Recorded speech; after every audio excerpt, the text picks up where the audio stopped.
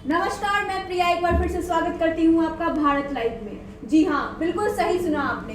सुशासन की डोली का चौथा कहार फरार।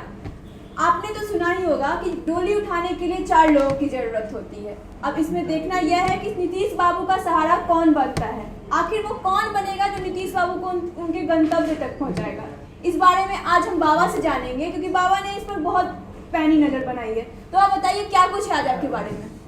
प्रिया, सबसे पहले तो बहुत सारे ऐसे उदाहरण हैं जिसमें आप 3 पहिए की जो सवारी होती है वो अक्सर स्टेक पर रहती है कि कभी भी एक्सीडेंट कर सकती है जी। 4 पहिए वाले पर भरोसा किया जा सकता है। और जब भी जरूरत आप देखिएगा, या अर्थी हो या डोली हो, दोनों उठाने के लिए 4 लोगों की जरूरत पड़ती है। बात करते हैं हम डोली की। जी। सुशासन बाबू एक बार फिर से चौथी बार चुनाव लड़ रहे हैं और चुनाव लड़ करके वो मुख्यमंत्री की कुर्सी पर 15 साल के बाद 16वें साल में प्रवेश करना चाहते हैं। जी। इसके लिए उन्हें जरूरत पड़ेगी उन साथियों की, क्योंकि न तो उनके पास उतनी संख्या बल है जिसके आधार पर वो चुनाव अकेले जीत सकते हैं जी। और न ही उनमें इतना वोट प्रतिशत है जिसके आधार पर लोग उन्हें सत्ता की सीढ़ी तक पहुंचा सकते हैं। तो कहीं ना कहीं उन्हें कहार की जरूरत होगी। एक कहार तो उनके खुद पार्टी के लोग हैं, दूसरा कहार बीजेपी बनने के लिए हमेशा तैयार खड़ी नजर आती है।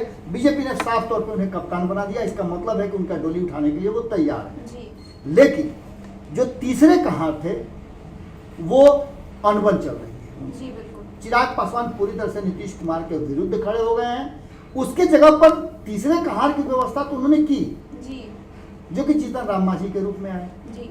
लेकिन आते ही उन्होंने इस तरह की बात कर दी कि अब अगला जो है, जो हमेशा खड़ा रहता है कि एक कहार तो हम मौजूद हैं, वो बीजेपी भी अंदर ही अंदर टूट चुकी है कि आखिर क्या होगा इस एनडीए का। अगर नीतीश कुमार का पैर लड़खड़ाता है या डोली जरा सा अनबैलेंस होती है तो बीजेपी भी अनबैलेंस हो जाएगी। क्योंकि 3 कहार पर एक कहार का भार अगर पड़ जाए तो निश्चित रूप से मुश्किलें तो पड़ेंगी। या तो 2 पहिए की साइकिल से आप पहुंच सकते हैं या फिर 4 कहार की जरूरत पड़ेगी। अब ऐसी स्थिति में इसका एक सीधा सा उदाहरण आपको नजर आएगा कि अनबैलेंस तो हो ही गई थी। 3 कहार मिल करके 2015 का चुनाव लड़े थे जी। डोली को पहुंचा तो दिया जगह पर किसी तरह से हांफते कांपते जी बिल्कुल। लेकिन उसका असर क्या हुआ।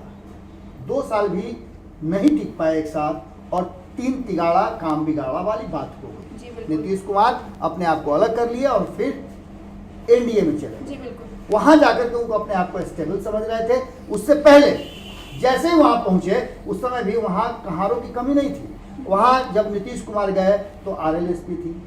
वहां जब नीतीश कुमार गए एनडीए में तो बीजेपी तो पहले से थी। जी बिल्कुल। जब वहां गए तो हिंदुस्तानी अवाम पार्टी भी वहां थी, यानी कि एलजेपी भी थी। सब कुछ पूरा पारा था, कहीं कोई कमी नहीं थी। एक कहार अगर थोड़ा थक भी जाता तो दूसरा कहार उठाने के लिए तैयार थे। लेकिन अब स्थिति एनडीए की है कि 3 लोग थे, चौथे की व्यवस्था की गई, लेकिन व्यवस्था से भंडोल हो गया। जी बिल्कुल। अब ऐसी स्थिति में मुश्किलें पैदा होती जा रही है नीतीश कुमार के लिए कि उनके सुशासन का जिसका वो दम्भ भरते हैं वो कैसे पहुंचेगा। अब तो स्थिति ये हो गई है कि सुशासन बाबू पर सवाल के घेरे भी आने लगे हैं। लगातार उन पर सवाल खड़े किए जा रहे हैं कि सुशासन तो कहीं ना कहीं दम तोड़ चुका है। जी।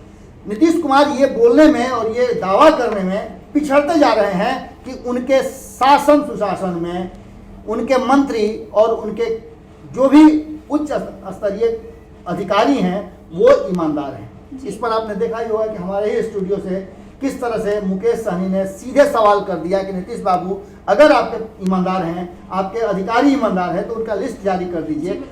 2020 के चुनाव के बाद से उन सब की जांच करा ली जाएगी। खैर, ये तो बातें अलग है, लेकिन सीधी सी बात है कि 2015 में जो कुछ भी हुआ वो नीतीश कुमार के लिए कहीं ना कहीं मुश्किलों भरा है और इसके लिए वो तैयारियां कर रहे हैं। अब ये सुशासन की गाड़ी जो है, सुशासन की नैया जो है गंतव्य तक पहुंचे, इसके लिए एक तरफ जहां नीतीश कुमार की तैयारियां चल रही हैं, वहीं दूसरी तरफ जीतन राम मांझी पूरे जोर शोर से लग गए हैं। भारतीय जनता पार्टी को भरोसा नहीं है जीतन राम मांझी पर, और यही कारण है कि भारतीय जनता पार्टी का पूरा खेमा जो है पटना कुछ कर चुका है। हमने खबरों में पहले भी दिखाया है कि पूरा भारतीय जनता पार्टी का कुनबा, यहां तक कि अमित शाह उस पर पैनी नजर रखे हुए हैं और वहीं से मॉनिटर कर रहे हैं। इस बीच में एनडीए को लेकर के जितनी भी संशय की स्थितियां हैं वो पूरी तरह से बरकरार हो गई हैं और इस संशय को दूर करने में लगता है कि 2-3 दिन का समय लग जाएगा।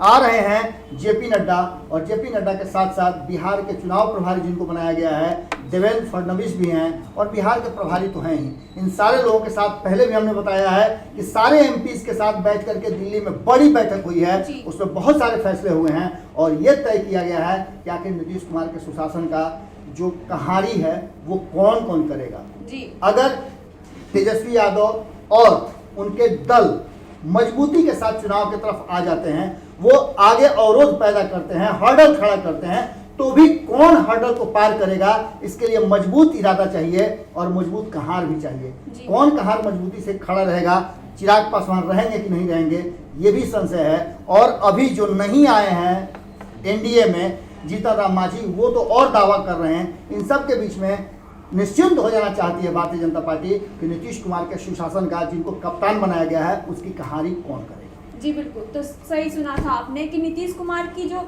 डोली थी अब वो कहीं ना कहीं डगमगाते हुए दिख रही है, क्योंकि हर चीज़ों के लिए या तो 2 पहिया आपको चाहिए या तो 4 पहिया चाहिए। 4 पहिया के लिए आपको 4 लोगों की ज़रूरत है, लेकिन कहीं ना कहीं यहाँ नीतीश कुमार के खेमे में 3 लोग ही अभी उनके दिख रहे हैं। उन तीनों लोगों में भी संशय बना हुआ है कि कौन उनका साथ देगा कौन नहीं। जी हाँ, तो बिहार के राजनीति से हम हर छोटी बड़ी खबर आपके सामने ला रहे हैं। आपकी नज़र तो भारत लाइव पे होनी चाहिए, तो अभी तक आपने अगर सब्सक्राइब नहीं किया होगा तो सब्सक्राइब कर दीजिए और अगर साइड में एक बेल आइकन होगा उसे भी दबा दीजिए ताकि जब हमारी वीडियो आए तो आपको पता चले। धन्यवाद। बढ़ाएं अपना कदम सक्सेस की ओर शिखर करियर इंस्टीट्यूट के साथ। शिखर करियर इंस्टीट्यूट पूर्वी भारत में एकमात्र कोचिंग संस्थान जो एक्सक्लूसिवली है मेडिकल एंट्रेंस एग्जाम के लिए।